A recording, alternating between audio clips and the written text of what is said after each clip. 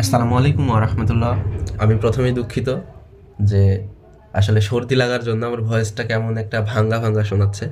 তো আজকের যে টপিক্সটি সবাই দেখতেই পাচ্ছেন যে আজকের টপিক্সটি হলো অঙ্ক এবং সংখ্যা। অঙ্ক কাকে বলে, সংখ্যা কাকে বলে। আমি আগে সংজ্ঞায় না গিয়ে আমি আপনাদেরকে গাণিতিকভাবে দেখানোর চেষ্টা করব যে অঙ্ক, আমরা সকলেই জানি যে অঙ্ক কোনগুলোকে বলা হয় 0 থেকে 9 পর্যন্ত, অর্থাৎ 0, 1, 2, 3, 4, 5, 6, 7, 8, 9, এই 10টি প্রতীককেই অঙ্ক বলা হয়। অর্থাৎ 0 থেকে 9 পর্যন্ত 10টি প্রতীক আছে, 1, 2, 3, 4, 5, 6, 7, 8, 9, 10।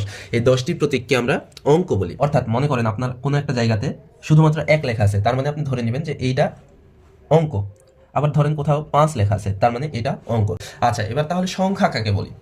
সংখ্যা হলো এক অথবা একাধিক অঙ্ক পাশাপাশি বসে যেই প্রতীক বা যে সম্পর্ক তৈরি করে তাকেই সংখ্যা বলা হয়। অর্থাৎ এক বা একাধিক, আমি আবারও বলছি, এক বা একাধিক, অর্থাৎ যে কোনো একটা অঙ্কও একটা সংখ্যা হতে পারে, অথবা একাধিক অর্থাৎ 2টা বা 3টা বা 5টা অঙ্ক পাশাপাশি বসে যেটা তৈরি করবে বা যে সম্পর্ক তৈরি হবে সেটাই হচ্ছে সংখ্যা। অর্থাৎ আমি যদি উদাহরণ দিয়ে দেখাইতে যাই, তাহলে মনে করেন এখানে লিখলাম 1, এই 1 একটা সংখ্যা। আমি যদি 1-এর পাশে আরও কিছু একটা দিই, ধরেন 8 দিলাম, 1, 10, 8, 18, এইটা হচ্ছে একটা সংখ্যা।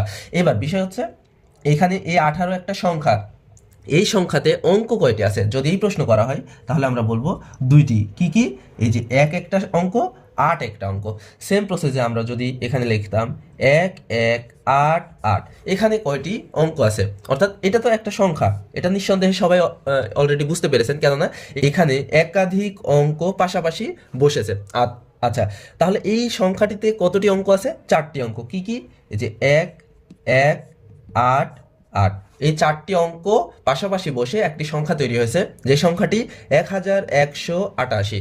অর্থাৎ এইভাবেই একটি সংখ্যা তৈরি হয়।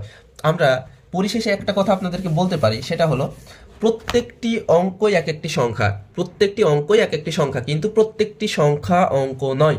অর্থাৎ প্রত্যেকটি অঙ্ক কিভাবে সংখ্যা? আপনার যদি শুধুমাত্র শূন্য থাকে, এই শূন্যটা তো অঙ্ক, এটার নাম তো প্রথমত প্রাথমিক অবস্থায় এটা অঙ্ক, কিন্তু এটাকে আমরা সংখ্যাও বলতে পারি।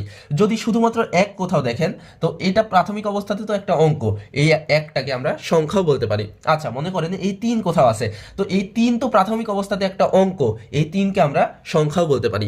তো পরিশেষে আমরা বলতে পারি একটা সম্পর্ক তৈরি পেলাম, সেটা হলো প্রত্যেকটি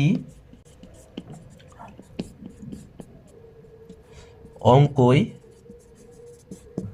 সংখ্যা, কিন্তু প্রত্যেকটি সংখ্যা অঙ্ক নয়। আচ্ছা, অনেকের মনে প্রশ্ন আসতে পারে, এখানে আমি অঙ্ক লিখেছি স্বরেয় 19 ক, আর এখানে আমি অঙ্ক লিখেছি স্বরেয় উয়ে কয় যুক্ত। দুইটাই প্রযোজ্য, আপনি দুইটাই লিখতে পারেন, কোনো অসুবিধা নেই। দুইটাই মানে বিভিন্ন বইতে দেখবেন এই অঙ্ক লেখা আছে, বিভিন্ন বইতে এই অঙ্ক লেখা আছে, আপনি দুইটাই লিখতে পারেন, কোনো অসুবিধা নেই। তো আশা করি সংখ্যা এবং অঙ্ক এই দুইটির পার্থক্য এবং সাদৃশ্যগুলো আপনারা বুঝতে পেরেছেন। আশা করছি এই ক্লাসটি আপনাদের অনেক ভালো লেগেছে। যদি কোনো কিছু শিখতে পারেন এই ক্লাসটি দেখে, অবশ্যই লাইক, কমেন্ট এবং সাবস্ক্রাইব করে দিবেন। এবং এখন থেকে রেগুলার ক্লাস নেওয়ার চেষ্টা করব। আপনাদের যেই শ্রেণীর, যেই বিষয়ের, যেই টপিক্সের ক্লাস প্রয়োজন আপনারা কমেন্ট বক্সে জানাবেন। ইনশাল্লাহ কমেন্ট ধরে ধরে আমি সেই ক্লাসগুলো রেগুলার দেওয়ার চেষ্টা করব। আসসালামু আলাইকুম ওয়া রাহমাতুল্লাহি ওয়া বারাকাতুহু।